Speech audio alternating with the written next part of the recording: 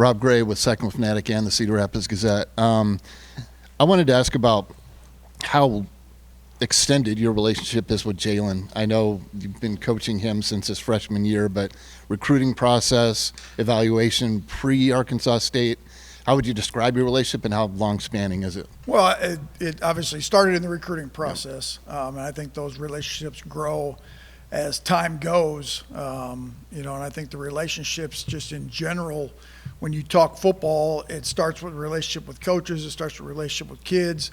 A funny story is the high school coach in North Carolina where Jaylen went to school, he's actually from Wisconsin, which is where I'm from. It was the first high school I went into 16 years ago. I'm at Western Carolina, and I stop in his high school, and we just kind of hit it off, and we started talking about beer and cheese curds. And he didn't have any players that we recruited, and we never took a player from that high school until 15, 16 years later.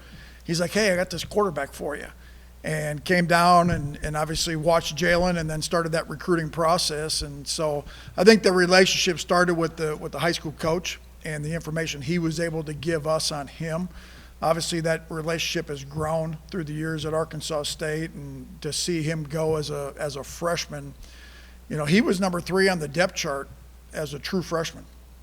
We go into week 1, we go into week 2, he's number 3, and all of a sudden the starter twists his ankle. And we go into the third game, and we had a small package for him that we said, hey, let's try to get this kid in the game and see what he can do. He hadn't taken a snap to that point, and I think it was late third quarter, closer game than we wanted it to be, and it was a 3rd and 1 situation, and we said, hey, let's put him in. And it was a QB run play, and boom, we got the first down, and coach was like, go. And it was like boom, boom, boom, we went down and scored. And he's like, okay, let's go again.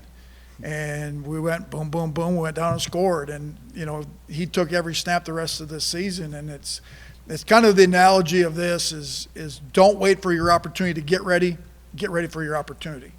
And it's something that I've tried to live by in that quarterback room of coaching the entire room, not just the guy who's the starter, because that room can change in a hurry and how it can affect your football team. And he was a testament of a guy in his preparation. He prepared for that opportunity. Those first 2 weeks, he didn't play a snap, probably took less than 10 snaps the whole week of practice, but he prepared mentally like he was going to start. And when that opportunity came, he took advantage of it, and he never opened the door back up for anybody else to play. Obviously started the next year and the year after and took Arkansas State to 3 straight bowl games and won the last 2. And you can see the growth, the leadership. But the thing that I've been probably most proud of Jaylen is how he's grown mentally within the position, and then just how he has been consistent through success, through failure. He's the same guy every day. He comes in the building with a smile on his face, excited to attack the process, and I think that's infectious to the people around him. And in overview of the room as a whole, I know Coach Rogers had talked about him and Zane kind of shocking 1 and 2, and we know Connor's a guy who came back that's shown some things. How do you see those guys' roles evolving? And obviously it's pretty early in the evaluation process in terms of game 1, but how's that competition shaping up? We evaluate them every day. The competition's been great, but the camaraderie has also been great too. And I think when you have guys that respect each other in that room, and there's a constant it starts with this. Number 1, they're all coming at the same ground zero. It starts with learning. And for them, it's all been learning the language of the offense and what we're doing offensively. And they're all learning that language to start. And then it's learning, okay, not just what it is, but now how do I do it? And then what's been fun to watch is just the evolution of them continuing to ask the question, why? Why are we doing this? Why is our thought process this? What is the intent of Coach Roll when he calls this play? Okay, that's my answer. Now what's my outlet? And I think it's those questions that those guys bounce off each other in that room that's been fun to watch that process evolve. But I tell them this every day. You got to compete like crazy, but not with everybody in the room. You got to compete with yourself first and foremost. You got to be the best version of yourself every day. And if you're driven to be that way as a quarterback, it doesn't matter who else is in that room. You have that mindset that I'm just finding a way to get better today. I'm just finding a way to get better today. One, it makes you a great teammate, and two, it continues to push you. But all three of those guys, I've been very pleased with how they've picked up the offense, how they've picked up the terminology, and how they've been communicating at the line of scrimmage. And then it's just, at the end of the day, it's finding completions and finding ways to help your team win, within the offense. Whether that's, checking plays at the line of scrimmage, whether that's making throws down the field, whether that's finding check downs, all those things go into it. And it's that those guys have done a good job of helping each other. You can see them back behind the plays, talking, communicating to each other, pointing things out that maybe one guy did that the other guy didn't do, and that they're all growing together, and that's what we need to be the best football team we can be. Hey, Keith, here in the back, Trey Redfield at Local 5. Wanted to follow up about finding Jaylen, finding him out in the Winston-Salem area. East Forsyth is one of the best schools year in and year out in North Carolina, a very sneaky spot in the Triad, too. How did his success in one of the highest classes in the state prepare him for what's to come here in the Big 12 with you coming up to Ames here as well? Well, I think you grow through all your experiences. For him, played in a really good high school program. High school coach, Coach Willard, does a phenomenal job of really developing players. I think Jaylen coming out, just his knowledge base was probably ahead of most, but I think he was really under the radar in terms of just being out there. I think he was really under-recruited. Some of that, I think, was his initial size coming out of high school. But just from a maturation process, every kid's going to go through that. And it's what you get exposed to. I mean, the unique thing for Jaylen is he's played in that stadium already. He was just on the other side of it. He's also been in the big house, and played in that environment. So he's been in some of those arenas that, the noise, the volume, and all those things come into a factor. He's had to deal with that, obviously not week in and week out, a little bit different in the Sun Belt, but just those experiences will help him as he navigates what's ahead. Same with Zane. Every snap he took at Oklahoma State last year was an opportunity for him to learn and grow through those experiences that will help him as he moves forward. Hi, Coach. Alec Bussey, 24/7 Sports. You mentioned there Jaylen's past experiences here at Michigan. Not trying to take anything away from the Sun Belt, but after 3 years of starting at that level, do you almost feel like he outgrew that and he's now ready for a Big 12 opportunity every single weekend? Well, I think playing quarterback at any level, there's a lot of that goes into that. You as an individual, oftentimes you get way too much praise and you get way too much blame. And you're really as good as the people around you. And I think for any quarterback, it's taking the people around you and how do you elevate them? How do you make them better? And I think he did a good job of that at Arkansas State. He elevated the people within that program. And, opportunity, he's ready to take advantage of that opportunity. I think experience helps guys. I think the more snaps you take, whether it's at the Sun Belt level, you're seeing it last year. You saw it at Ole Miss with a kid played Division II football that took a lot of snaps. And then when he got his opportunity, he was ready for it. I think there's something to be said about experience and repetition. As coaches, we try to implement that every day in practice of how do we steal more reps for the QB? How many times can he look at that defense? How many times has he got to make that decision? And if you do something one time or you do something 100 times, you're going to be better at it doing it 100 times. So we try to simulate that in the classroom. We try to simulate that throughout the course of practice. But obviously those banked reps that he has gotten at his previous school, those things will help him as he moves forward. But there's good football everywhere. And I think on any given week, any team can beat anybody, regardless of the level, regardless of the conference, and you see that all over the country now. So I'm excited for him. I'm excited for this team and excited for where things are headed. Hey, Keith. Eugene Rapay from the Des Moines Register. Coach Rogers, to the quarterback competition that he alluded to, how would you compare and contrast the skill sets between Jaylen and Zane? And he mentioned that there were some scenarios where one shines over the other. Just can you give us some insight as to what those examples might be? Well, I think it's daily. Guys have good days, have bad days. It's all about decision-making at that position. And we talk in our room all the time about if you're decisive and you're accurate, you're right.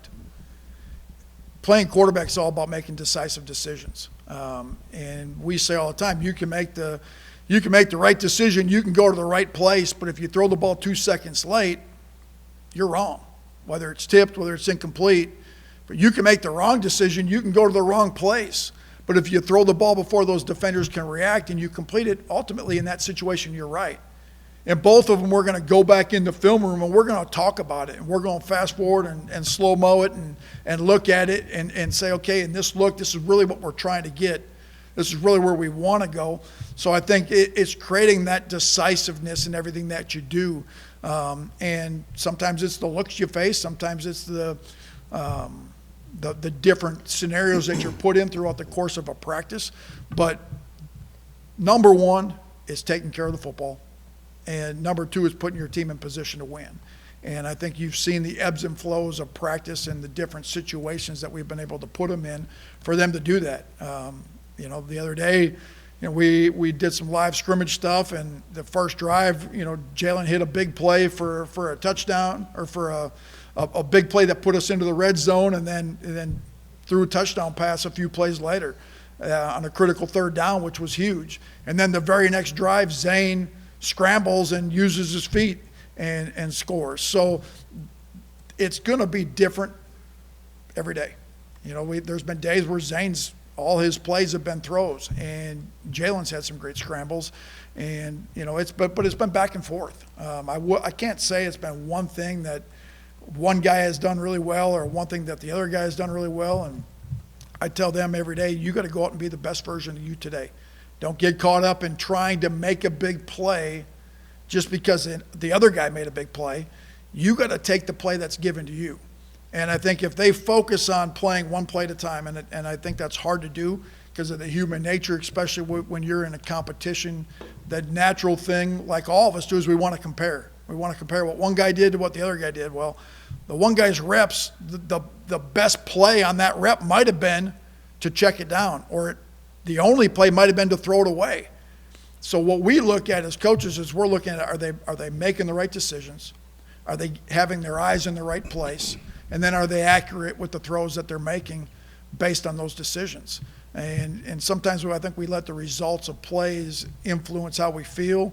And the reality is you got to look at the structure within the play and how consistent are they doing what's being asked of them. Hey, Coach. Bill Seals with Cyclone Report and On3. Curious on Raynor, kind of the nature of the beast at the quarterback position anymore, as if a guy has 3 seasons like he did in the Sun Belt, he'd be looking, each season maybe for the bigger, better deal or whatever. What was that process like every offseason with him there and, keeping him engaged and, trying to get to that next level at Arkansas State? And then, this last offseason, was it more than just you going to Iowa State for him to want to take that chance as a senior? Well, I think there's a multitude of factors in there, and I think every year those things change. I think 3 years ago compared to today, the landscape of college football is very different. And for him, I think, one, Arkansas State was very proactive early in the process in making sure Jaylen knew his value at Arkansas State and what he was able to bring to the table and really what the pieces that they were building around him. And I think for him, he also knew that he had some growth and maturation that, it was about playing, and it was about in a position to continue to get reps and continue to improve. And I think you saw that over the course of the next couple seasons.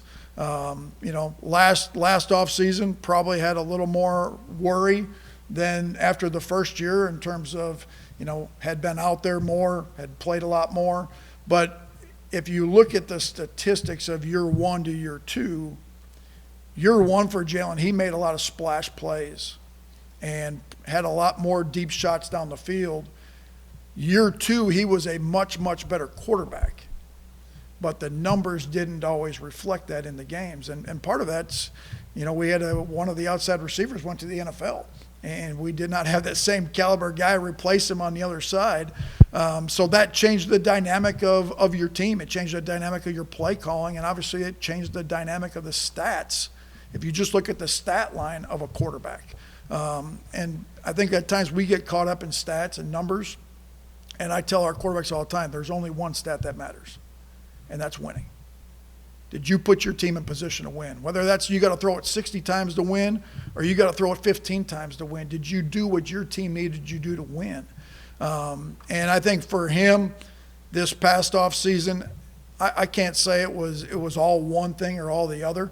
Obviously, I had the opportunity to come here with Coach Rogers and the relationship with Coach Roll, and and I told him when it happened, I said, I'm gonna be hands off on this one, and I'm gonna take a step back, and you guys, if he gets in the portal, then it's a go. But I've got too much respect for Coach Jones and the people at Arkansas State and the opportunity that they've given me and my family for the last 7 years to try to pull a kid out of the program. I said, but if he gets in the portal and he's going to look and he's not going to go back to Arkansas State, then why wouldn't we recruit him? And that's kind of the approach that we took. And when he got in, obviously I've known him, and then Coach Rogers did his homework, and I kind of let him do an independent study on him. And for him what does he see? And obviously he views it as a defensive coach, and what does he see through his lens that attracted Jaylen to be a guy to bring into this program? And then through those discussions, that we have over time, we ultimately narrowed in on him being one of the guys we wanted to bring in here.